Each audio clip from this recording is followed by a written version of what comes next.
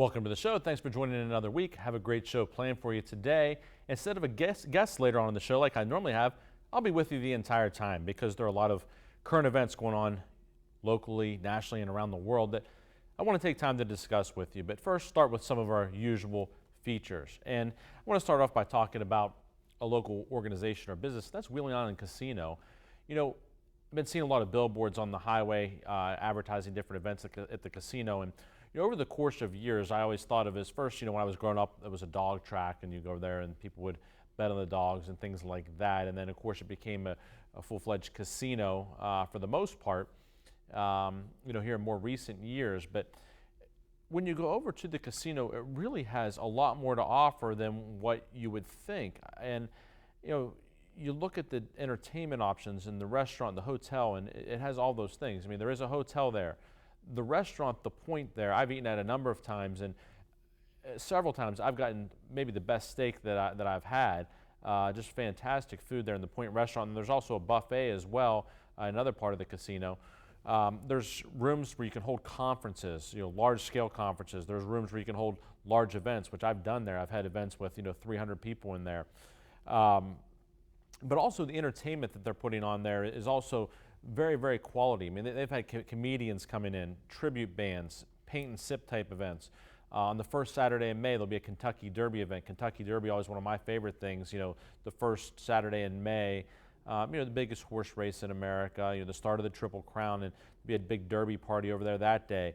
So a lot going on there. That Kim Florence, the general manager, Carrie Scanlon, the director of marketing, are doing a fantastic job. And if you go to the website, you can see what the upcoming events are. And there's also frequently, just local bands or musicians playing in and about the casino on the weekends, and just a kind of a lively place that you really wouldn't think of. So, kudos for what they're doing there, because the more entertainment options we have here in the Wheeling area, the better. I talked about the First Fridays last week on the show. I've talked about all the offerings at Oglebay, but the Wheeling Island Casino is just another tourist attraction and a place where we can have some entertainment here in the area. So good job to them for what they're doing.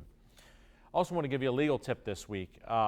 And this one is something that I've been thinking a lot about this week, with it being Easter week. I'm wearing my purple here in honor of Easter.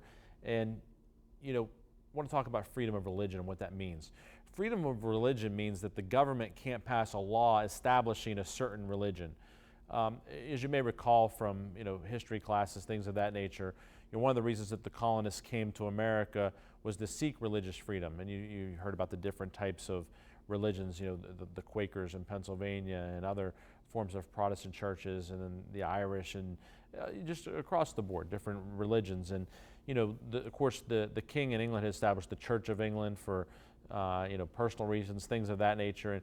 And really these folks wanted to say, hey, look, we want to be able to have the religion of our choice. And that's been with us now for hundreds of years here in America. And some of the things that it doesn't mean you can do whatever you want and say, well, that's my religion, so I can do it. It doesn't mean that. I mean, it doesn't mean you can take radical actions and break laws and things like that and say that it's in the name of religion. What it means is that the government can't force you to observe a certain religion, or can't prevent you from, practicing your religion, things of that nature. So I think it's a particularly important thing to remember here this time of year especially. I also want to give you a quote here, with it being Easter week, that pertains to Easter. This is actually a quote that came from Pope Francis last year in 2018 on Easter. The Pope traditionally celebrates Easter at the Vatican, overlooking St. Peter's. And, this quote, I think, was particularly thought-provoking. He said, "Our God is a God of surprises." Our God is a God of surprises. And of course, he was referring to the biggest surprise, perhaps of all time, which was Jesus' resurrection on Easter Sunday, that not even his disciples and those that were close to him were expecting. They had this terrible period of time, on Friday, where Jesus had been crucified, and they were mourning, and they were deeply saddened. But then Sunday comes, and on the third day Jesus rises, and the greatest surprise of all time. And I think it's a great reminder for us, as Pope Francis said, that our God is a God of surprises. Sometimes those surprises may initially seem not good, but ultimately the surprises are good, and that sometimes even the things that seem at the time to be the worst things that have happened in our lives turn out to be a blessing in disguise. And maybe it's not until years later we realize what a blessing it was. Maybe we never realized what a blessing it was that something happened, but God is good and he does things for good reasons. And ultimately, if you keep faith, just as Jesus' followers did, good things happen, good surprises come, because our God is a God of surprises, as Pope Francis said. So he's been a wonderful pope and has had a number of significant sayings, quotes, messages during the course of his time as the Pope. And I think we'll continue to see that from him in the times going forward, and looking forward to what he has to say on this Sunday as well. We need to take a break. When we come back, I'll be talking about some current events, including, of course, the burning of the Notre Dame Cathedral in Paris. Stay with us here on the Jamie Bordas Show. When reviewing your oil and gas offers or royalty check statements, do you wonder, am I being offered a fair amount? Do I feel comfortable reading the statement? Do I have peace of mind? If you answered no to these questions, you need Bordas Mineral Management. Our passion is helping mineral owners protect and expand their mineral wealth. Our examiners tell you whether you're being treated fairly and getting paid what is rightfully yours. Bordas Mineral Management. Be protected. Have peace of mind.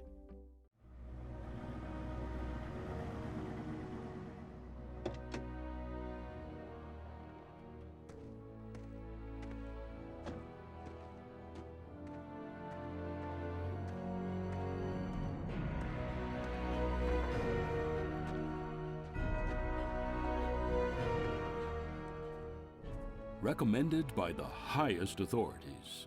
Danoon Lumber. Looks like a bad one's coming. Yeah. Right?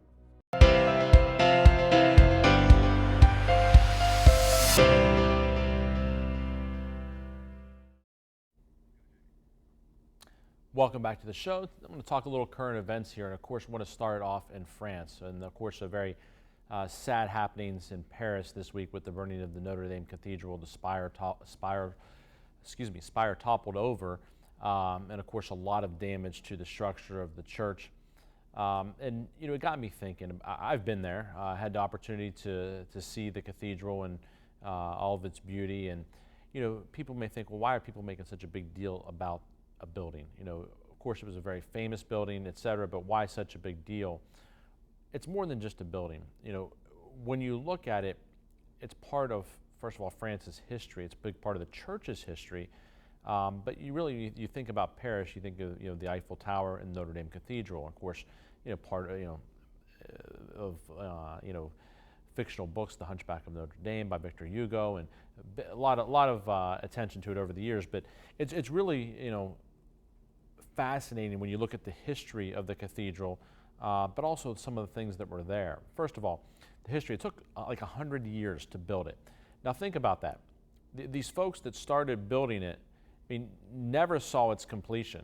So these people that are working on it, building it, even that came up with the idea for it, it took 100 years to build.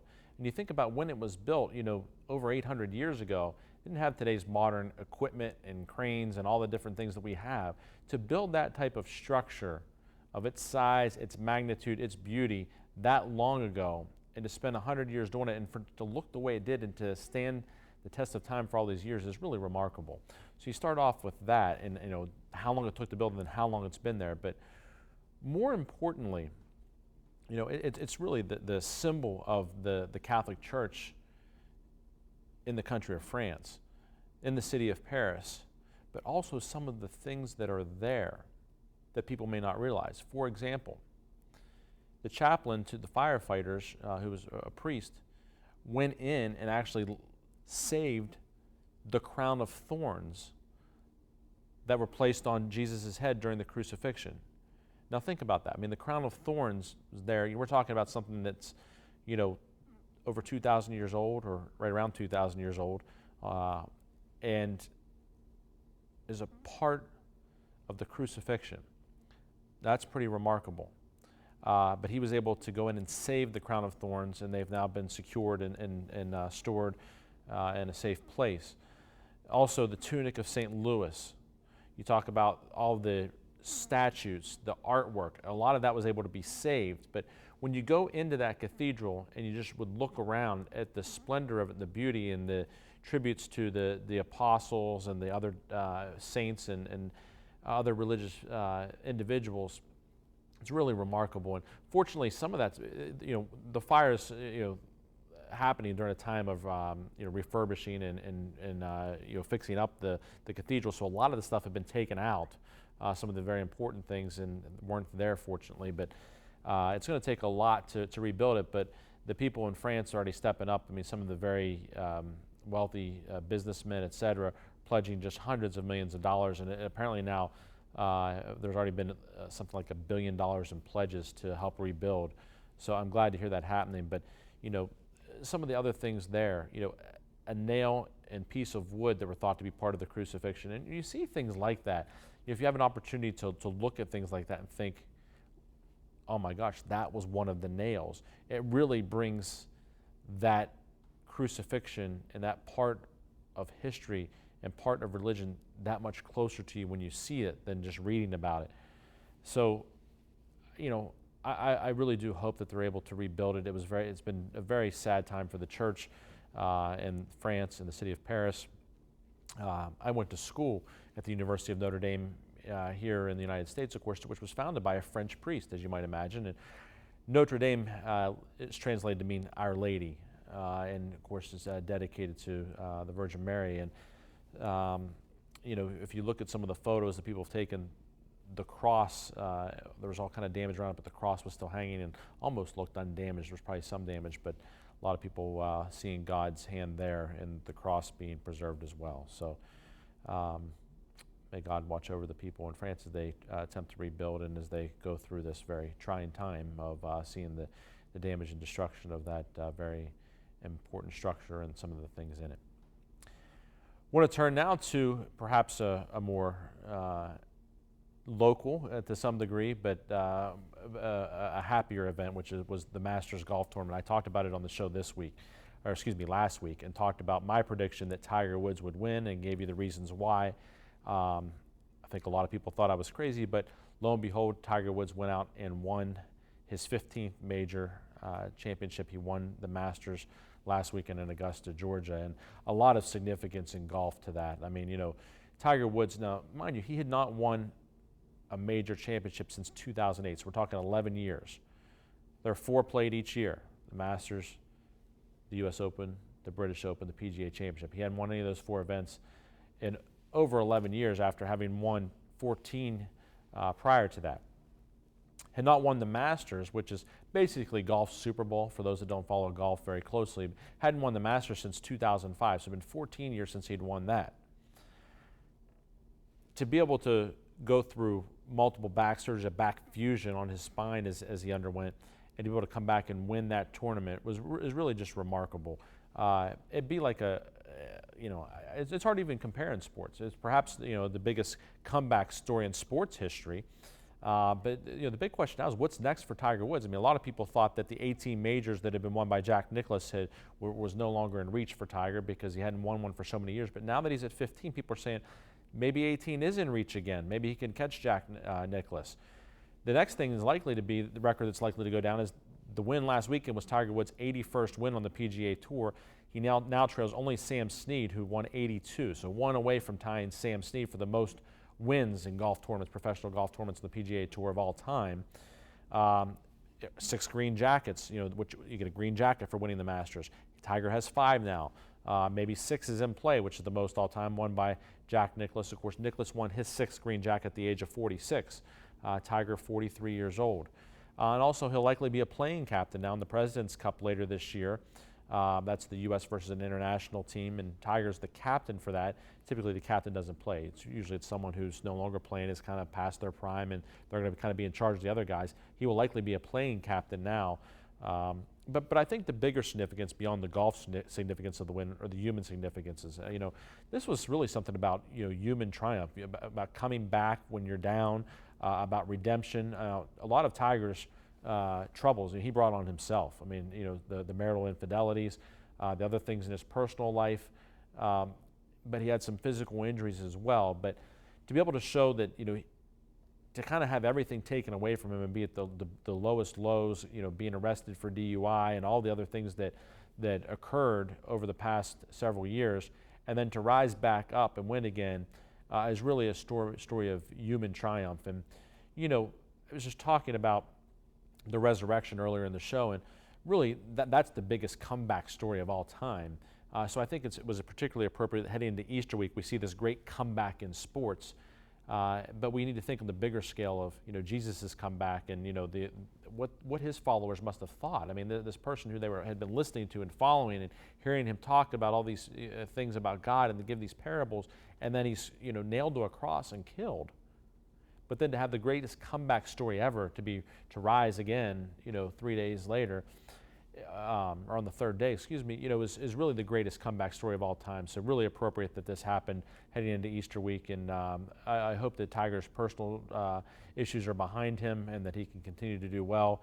But really a remarkable story. So for all those who didn't get a chance to see the Masters, Tiger will be playing some tournaments upcoming. But the next major will be the PGA Championship, which is unusual. Normally that's the fourth major of the year. They've changed the golf calendar now. Starting this year, the PGA Championship will take place in May, third weekend in May, at Bethpage Black in New York, a course where Tiger has won before.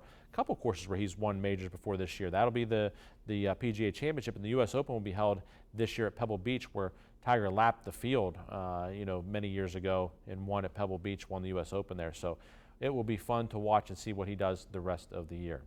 We need to take a break. When we come back, I'll be talking some West Virginia politics, as well as some things here in the local area that have me scratching my head. Stay with us here on the Jamie Bordas Show.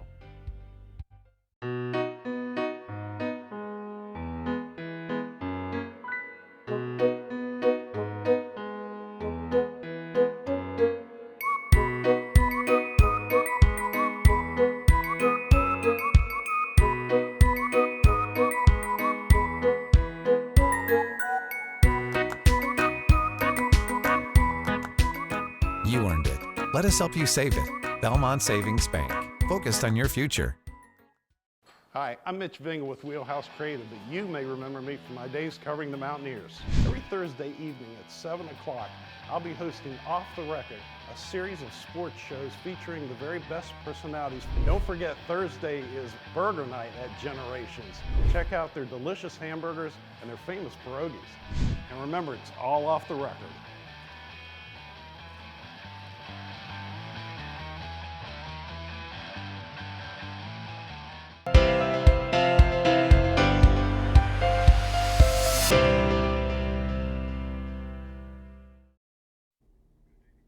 Welcome back to the show. I want to talk a little politics, and it's hard to believe, but the 2020 election will be here before we know it. We're inching up on a year away from kind of the primary elections taking place. It seems like we just had a presidential election and gubernatorial election and all those things, but it's almost here again. And Hoppy Kercheval of West Virginia Metro News put a poll out on Twitter this week asking, who has the best chance of beating Jim Justice for governor in West Virginia in 2020. And the results were interesting. Leading the way was Stephen Smith with 53% of the vote. Next was Joe Manchin with 37% of the vote, Woody Thrasher with 8%, and Mike Folk with 2%. And the reason it was interesting is that Stephen Smith has never run for political office before. This is his first time. I've had an opportunity to meet him, and he's really a remarkable individual. I mean, he was born in West Virginia. His family moved away in the years where he was growing up to Texas. He went to Harvard, was very involved in things there, then went to Chicago, worked as a community organizer there, and then came to West Virginia, where he's worked with West Virginia Healthy Families, Healthy Kids, and has really looked for ways over the last 5-6 years to get food into the mouths of kids that don't have it, to make lives better for family, to get health insurance for more kids, things of that nature, and has really worked hard to do those things, and now has decided he wants to do more and is running for governor. And I was just, as I said, so impressed with him when I met him. I've talked with him a couple of times, and glad to see that people are recognizing that. And even though he's never run for office before, he led that poll with 53%. Joe Manchin, interesting, 37%. A lot of speculation about whether or not Joe Manchin will get involved in this gubernatorial race. He just ran and was reelected to the U.S. Senate last year in a very, very difficult race against West Virginia Attorney General Patrick Morrisey. And it's a 6-year term for that U.S. Senate seat, but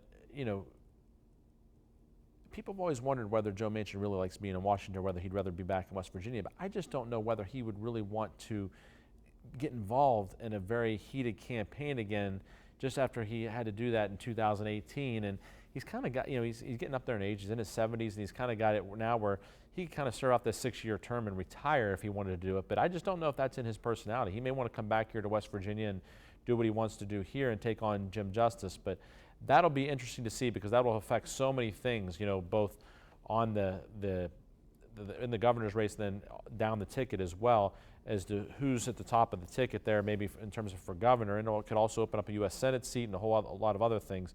Personally, I hope that Joe Manchin stays in the Senate. I like when politicians, for the most part, stay in the office they were elected to. You run for a 6-year term, stay in there for 6 years, unless it's kind of moving up the chain, so to speak.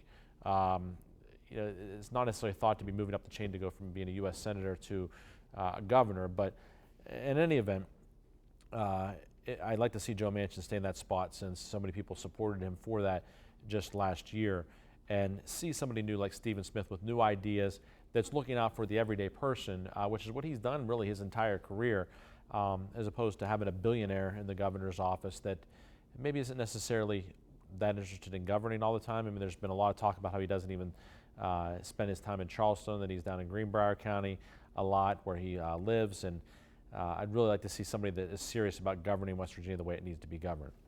And speaking of which, talking here a little bit locally, something that has me scratching my head.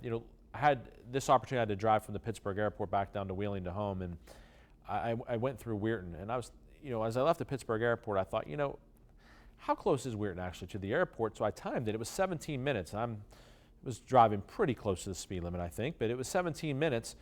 I keep asking myself, why can there not be more development in Weirton? What's the issue there? Why can't you talk about 17 minutes from a major airport with zero traffic at all? I mean, there is none from that airport to Weirton. If that story is told to major corporations that, hey, you can get from a major airport to this city in 17 minutes, it's right on the river, so you have the accessibility to the river, it's close to major interstate highways, it's close to the Pennsylvania Turnpike, it's close to I-70, it's relatively close to I-79, and I-77, you have all this different accessibility.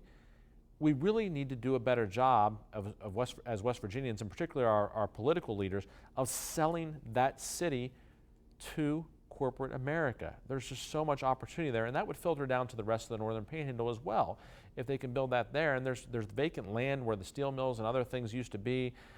There's just a ton of opportunity there. So I really hope that gets, so to speak, sold a lot more than when it's done, and I hope that the political leaders will focus on that more in the months and years to come.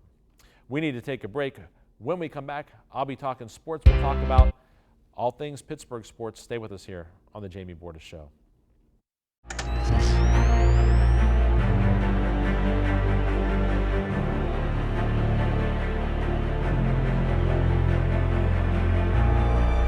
Sometimes bad things happen to good people. At Bordas & Bordas, when we see this, we do something about it. We can't prevent bad things from happening, but we can get justice when they do. Bordas & Bordas, fighting for justice. We're Panhandle Cleaning and Restoration, and we're gonna save you. We've got it down to a science, an absolute state of art. We do it all, restoration, cleaning, and reconstruction. When disaster strikes, just pick up the phone. We're Panhandle Cleaning and Restoration, and we're gonna save you.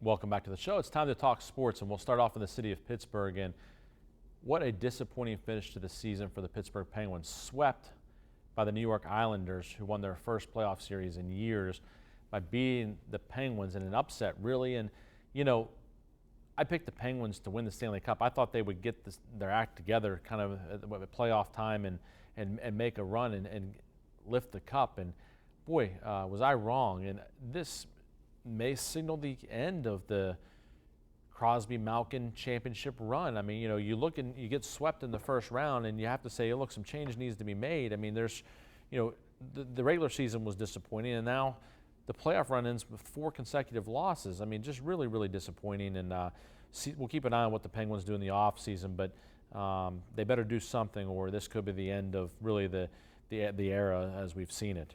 Pirates, though, on the other hand, doing extremely well. You know, inching closer and closer to the top of the National League Central standings, and you know, doing it, you know, finding ways to win late in games, you know, some extra inning wins, and the pitching still doing well. So whether they can keep it up remains to be seen, but Pirates off to a pretty good start here as we get close to the end of April. So always good to get off to a good start early in the season, but I always feel like the months of May and June really tell a lot about what's going to happen in the season. So we'll watch what happens. And you know, the NFL is what's got me really excited. The NFL draft is next week right here on WTRF on ABC, first time ever, starting on Thursday night at 8 p.m., Friday night at 7 p.m., and then noon on Saturday. So be right here on network. And what are the Steelers likely to do? I mean, you know, the Steelers have traditionally been a team that likes to not pick based on need, but pick based upon who they see and this is a good player. But you know, I look for the Steelers to maybe pick up another linebacker. You know, Ryan Shazier, you know, been missing from that lineup, and he was a guy that they really thought would be there for 10 years or so and be the heart of that defense. Wide receiver, of course, with the loss of Antonio Brown. Look for maybe to pick up a guy that can, you know, they got James Washington last year, who's thought to be a speed guy, but I think maybe a guy with a little bit more height. I mean, you know, you need that 6'2" guy that they really just sometimes lack. Maybe another tight end. Of course, Jesse James left Pittsburgh here during the offseason, and still have Vance McDonald and Xavier Grimble, but I could see picking up another tight end as well. A corner would be nice to have. I mean, they got a big pickup, you know, in free agency from Kansas City, but, you know, I think a lockdown corner, if there's one there for the taking, it would be good to have. And don't be surprised if the Steelers grab a kicker. You know, of course, a lot of difficulty that Boswell's been having over the last year, so I wouldn't be surprised. You don't usually see a kicker taken in the draft by the Steelers, but could very much happen. The Steelers' schedule came out this week, and people wondering how the scheduling works. You play each team in your division twice, home and away. You play this year the entire AFC East. Each year you play the entire division from one of the divisions in your conference, and then a division from the other conference. Well, this as well. This year will be the NFC West, and you end up with 8 home, 8 away. But the opener this year, very interesting, at New England, playing the defending Super Bowl champs in New England, opening game. So tough schedule for the Steelers. They'll also see the likes of the Seahawks and the Chargers and the Colts. You know, the Rams will be coming to Heinz Field. So an exciting schedule, but a very difficult one as well. I'm looking forward to seeing how they do. I think it could be a lot of fun, but also it could be, like I said, a lot of challenge. I hope that you all have a very blessed Easter. I hope that this upcoming Easter season brings you much joy, and that the Resurrection Sunday brings you a lot of hope as well. That's all the time we have this week. Thanks for joining in. We'll see you again next time on The Jamie Bordas Show.